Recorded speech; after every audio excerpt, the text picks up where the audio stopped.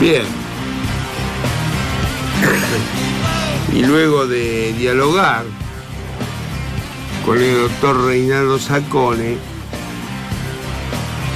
nos toca consultarle a Laura Marrone sobre el regreso a clases en la ciudad de Buenos Aires el próximo 17 de febrero. Hola. Sí. Bueno, buenas noches a nuestra querida audiencia. Aquí estamos nuevamente. Efectivamente, como vos decís, el gobierno de la Ciudad de Buenos Aires pretende el inicio de clases con presencialidad a partir del 17 de febrero. Esto en realidad forma parte hoy de un debate nacional que se está dando sobre el regreso a clases este año. Es notable, han salido más variados a posicionarse en un planteo bastante irresponsable sobre este tema. Hemos visto esta semana al propio ministro de Educación Nacional, Trota, decirse y desdecirse, primero decir que estaba planteado el regreso con la presencialidad y en el día de ayer manifestar que, bueno, no todas las escuelas están en condiciones, ni todas las provincias, y en general parece como que hemos entrado en campaña electoral y el tema del reinicio de las clases con presencialidad aparece como un tema de disputa entre el oficialismo y la oposición, sin que ninguno tenga la seriedad de decir cuáles son las condiciones hoy que permitirían un regreso con presencialidad casi al 100% como algunos están planteando. Ya el colmo ha sido en el día, no sé si ayer o hoy, de lo que yo la llamo la Pepita la pistolera, Patricia Bullrich, planteando que docente que no se reintegra hay que relevarlo de sus tareas. Es una señora bastante irresponsable, pero bueno, no nos vamos a detener en ella y vamos a tratar de conversar con nuestra audiencia, porque seguramente las familias están muy preocupadas, tanto por la posibilidad de regresar como de no regresar, porque es un tema muy sentido y afecta al conjunto de la población. Casi toda la población tiene algún familiar, algún niño, algún adolescente en edad escolar o transitando algún nivel. Empecemos por lo que ya hemos dicho muchas veces en nuestro programa, Mario, que es que nadie discute que presencialidad es el mejor ámbito para el desarrollo de la educación. Bien. Es decir, el contacto entre pares, la interacción entre el docente colectivo de alumnos, todo eso no tiene mejor espacio de desarrollo, especialmente en la primera infancia y en la adolescencia, que un ámbito en un edificio escolar o en un ámbito con presencialidad. Lo que tenemos que discutir aquí no es eso, sino si existen condiciones para ese retorno a la presencialidad. Yo anoche participé de una Zoom que hizo un colectivo de familias que siempre se ocupan de la cuestión de la escuela pública y que han constituido un colectivo que se llama Retorno Seguro a las Escuelas.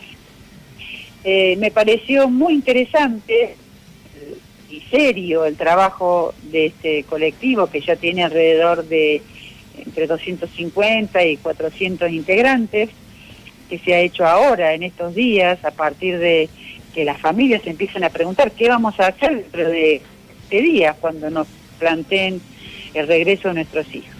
Entonces ellos hicieron un listado de preguntas para hacerle esta educación de la Ciudad de Buenos Aires, y yo creo que también extensivo al ministro de Educación Nacional y puede servir de base para que sea presentado por familias y docentes de distintas provincias. Es, bueno, discutamos con seriedad. ¿Qué condiciones hay para el regreso a la presencialidad? El año pasado, el ministro Trota emitió un documento, no recuerdo exactamente el mes, en el cual se decía cuáles eran las condiciones epidemiológicas para plantearse un regreso masivo o parcial de los alumnos a la presencialidad. Y elaboró o dio a publicidad un semáforo epidemiológico que se utiliza en distintos países del mundo. Ese semáforo, 3 indicadores, y uno de ellos es cuál es el grado de transmisión, el otro es cuál es el grado de crecimiento, y el otro es el porcentaje de ocupación de camas en una región, de camas de terapia intensiva.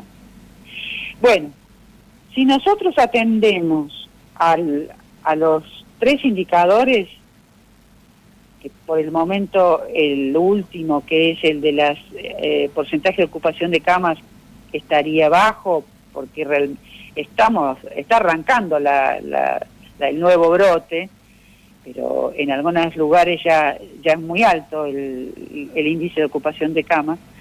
El crecimiento y la transmisión es muy alta. Es decir, no rinde, es decir, no responde a este semáforo las condiciones actuales en la ciudad de Buenos Aires. Entonces, en vez de decir cosas que puedan generar ilusión en una familia que tiene un problemón, imagínate, el empresario le dice, tenés que venir a trabajar y yo no tengo a dónde dejar mis hijos. Y el gobierno dice, lo vas a poder llevar, la semana que viene vas a poder, a 20 días vas a poder llevarlo a clase. Bueno, el índice del semáforo de transmisión y de crecimiento no dan garantías de que se pueda regresar a la escuela con presencialidad. Seguro en la ciudad de Buenos Aires, que tenemos una tasa de letalidad del 3,11% esta semana, dado por el Ministerio de Salud de la ciudad de Buenos Aires.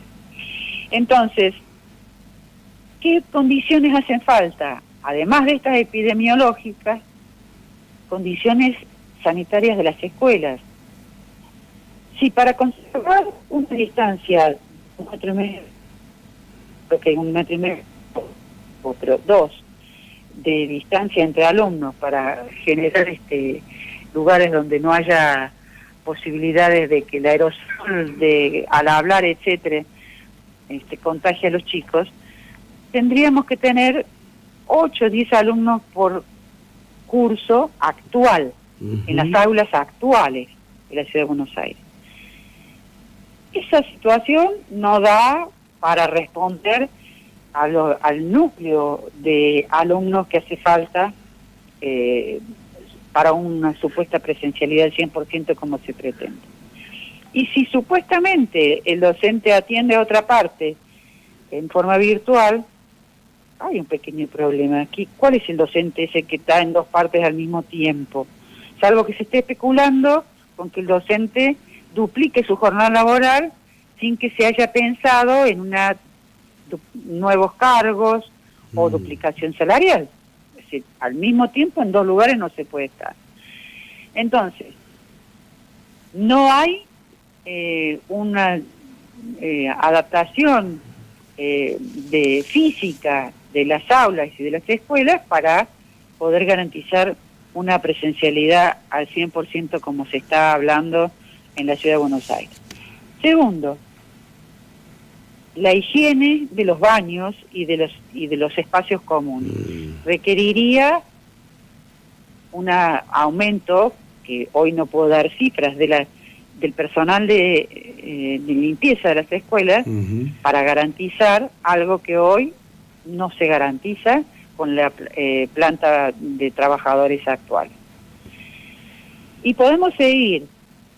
Ya hemos hablado en otras oportunidades en nuestro programa de la cantidad de chicos que quedó afuera del sistema educativo durante el 2020 por la falta de dispositivos y de conectividad. El Ministerio de Educación de la Nación sacó un documento de balance de eso, o sea que lo que te voy a dar son cifras oficiales, y es que alrededor de 1 millón de chicos quedó por fuera del sistema educativo porque no tuvo ningún tipo de conexión o muy bajo. Yo me animaría a decir incluso que puede llegar a ser mayor, y que inclusive esto es una cifra muy relativa, porque si yo tuve algunas conexiones, entraría dentro de que pudo tener una buena conexión, no es suficiente.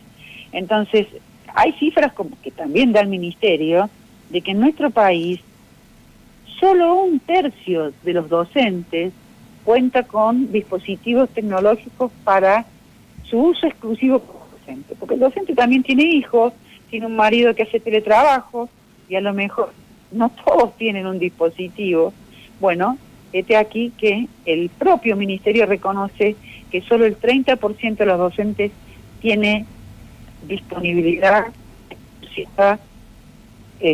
con un dispositivo en su casa. Esto hace un problema delicado también para la familia. Un dispositivo que, por otra parte, Laura, paga. Además, porque además los docentes tuvieron que conectarse, buscar hoy un sistema de internet domiciliario supone alrededor de 2.000 pesos. Bueno, todo eso, y pensando que también los chicos, los alumnos, solamente hay el 52% tiene computadoras liberadas para uso educativo. Hoy me comentó una compañera, yo en este momento estoy en Córdoba, mi provincia natal, y una compañera que trabaja en un lugar muy pobre que se llama Las Tapias Tras la Sierra, en Córdoba, cuyos alumnos la mayoría son hijos de familias que hacen ladrillos, cuecen los ladrillos con barro al método ancestral.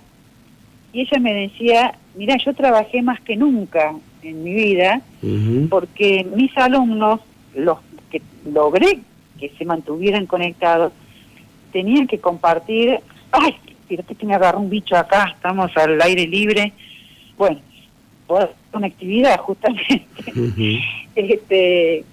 Yo tenía que trabajar con mis alumnos a la noche, algunos, porque el papá usaba de día el celular en su trabajo y volvía a la noche.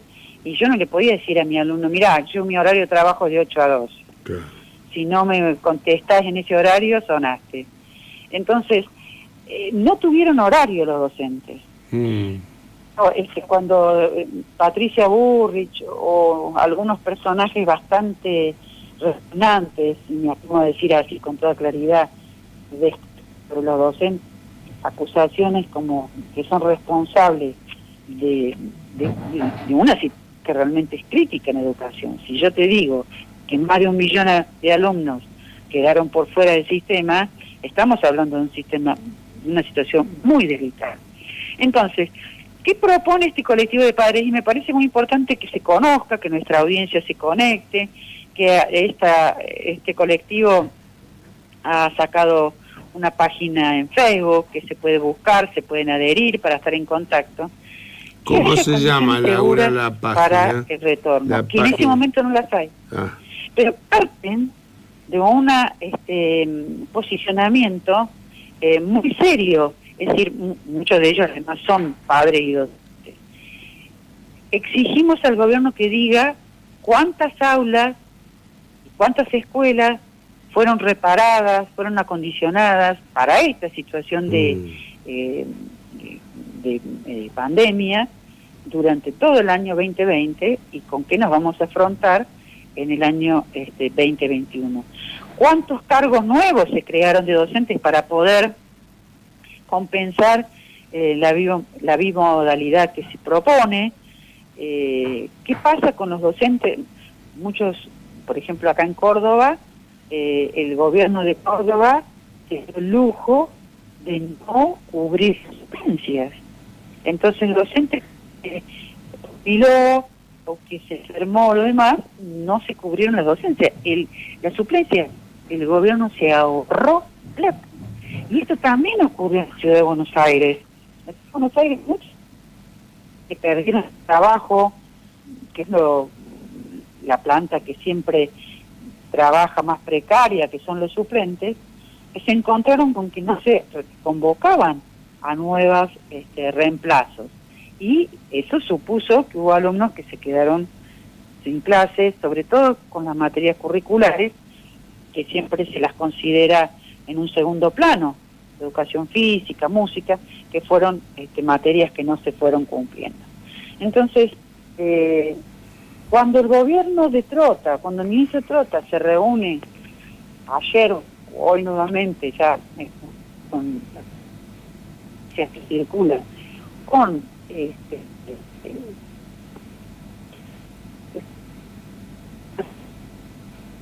condicional y se pierde un poco, Laura, se pierde. evidentemente está ahora sí, apurado y preocupado por responder a la campaña electoral que ya largó la oposición, haciendo de este tema una bandera electoral, con realmente una falta de responsabilidad total. Laura, yo creo que hay que